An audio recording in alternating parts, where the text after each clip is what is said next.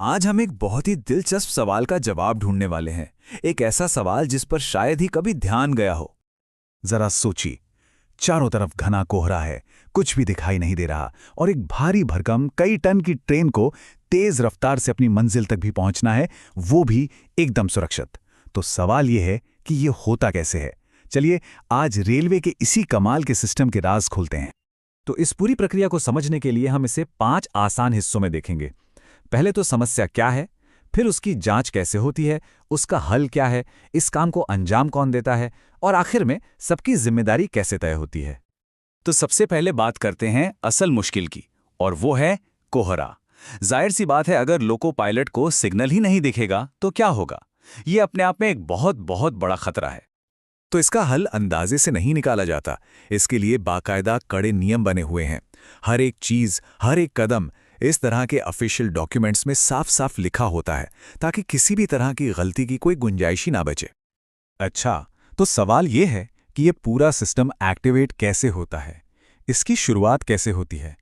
यकीन मानिए, इसका तरीका इतना सरल और पुराना है कि जानकर हैरानी होगी। इसकी शुरुआत होती है एक बहुत ही सीधे साधे विजिबिलिटी टेस्ट से। बस एक सवाल का जवाब चाहिए, क्या बाहर साफ दिख रहा है।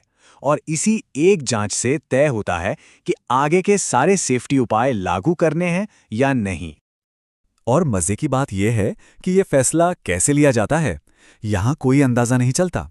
एक फिक्स टारगेट होता है, एक पोस्ट, जिसे स्टेशन मास्टर के ऑफिस से ठीक 180 मीटर दूर लगाया जाता है।